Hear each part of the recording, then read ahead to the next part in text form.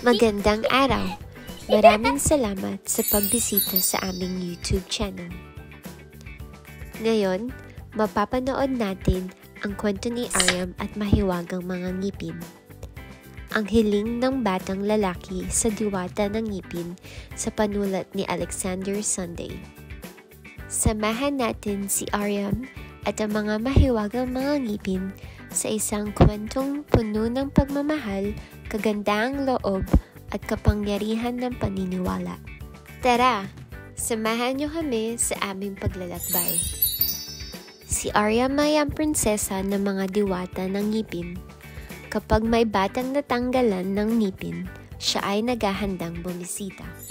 Kilalanin natin ang 8 nakakaaliw na mahiwagang mga ngipin.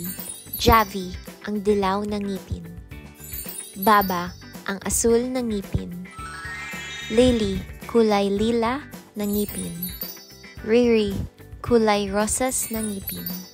Vico, ang berde na ngipin. Bibi, ang kayumanggi na ngipin. Alex, kulay kahel na ngipin.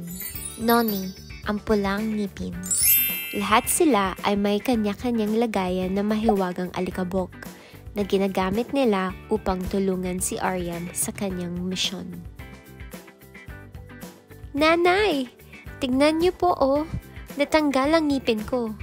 Bulaslas ni James. James, ang pinakauna mong sanggol ng ngipin, sabi ni nanay. Huwag kang mag-alala, may tutubo pa upang palitan yan sapagkat lumalaki ka na. At dahil naging matapang kang bata, ang diwata ng ngipin ay darating upang bigyan ka ng gantimpala. Nanay, darating ba ang diwata ng ngipin ngayong gabi? Tanong ni James. Oo anak, kailangan mo maghanda, sagot ni nanay. Naging masunurin ka sa pagpunta sa dentista at sa tamang pagsisipilyo ng ngipin. Yay! Bulaslas ni James. Hindi na ako makapaghintay na makita siya. Dahil nais si James makita ang diwata, sinubukan niyang manatiling gising, ngunit nakatulog din siya. Naramdaman ng aso niya ang kanyang pagkasabik at nag-abang ito sa ilalim ng kama. Hating gabi nang dumating si Aryam at ang mga mahiwagang mga ngipin. Ikinumpas ni Aryam ang mahiwagang gintong patpat upang buksan ng bintana at sila ay lumipad papasok. Ngunit, ay!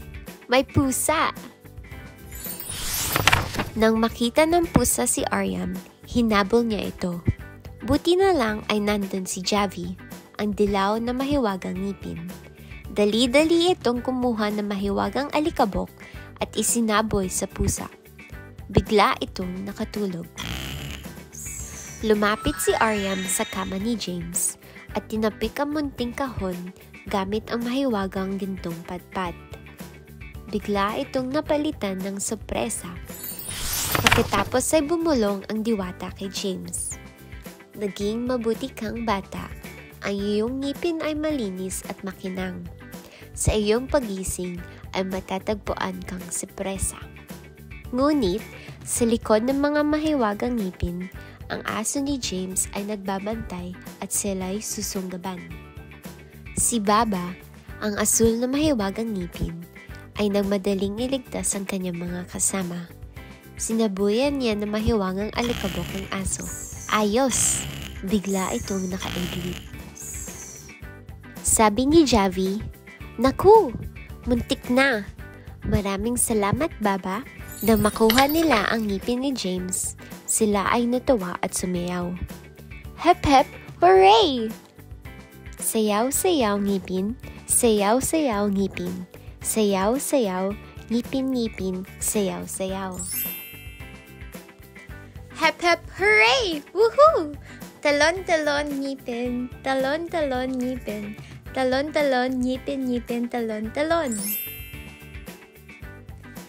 Yes, yes, hooray! Yakap-yakap ngipin, yakap-yakap ngipin, yakap-yakap ngipin-ngipin, yakap-yakap. Yahoo! Lipad-lipad, lumipad ng napakataas hanggang langit. Halika at lumipad lagpas langit. Hey, hey, hooray! Tara na! Tut-tut, woohoo!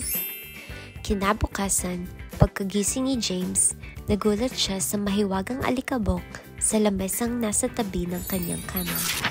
Nanay, tingnan mo! May iniwang regalo sa akin ng diwata ng mga ngipin. Baka mga barya, pambili ng maraming laruan. Kamusta ang pakiramdam mo, munti kong kapatid? Nanay, binigyan ako ng mahiwagang alikabok.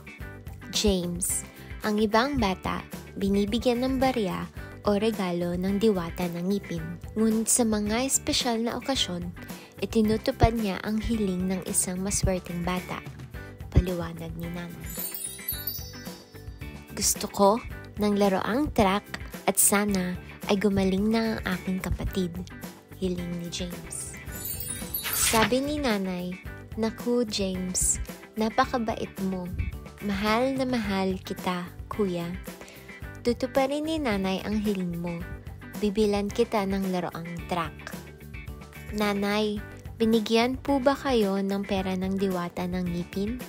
Tanong ni James. Ngumiti lang si nanay at niyakap ng mahigpit si James.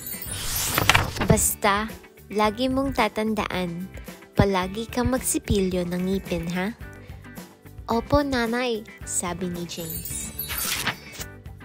Maraming salamat sa panonood at sana nagustuhan niyo ang kwento ni Ariam at ang mahiwagang mga ngipin.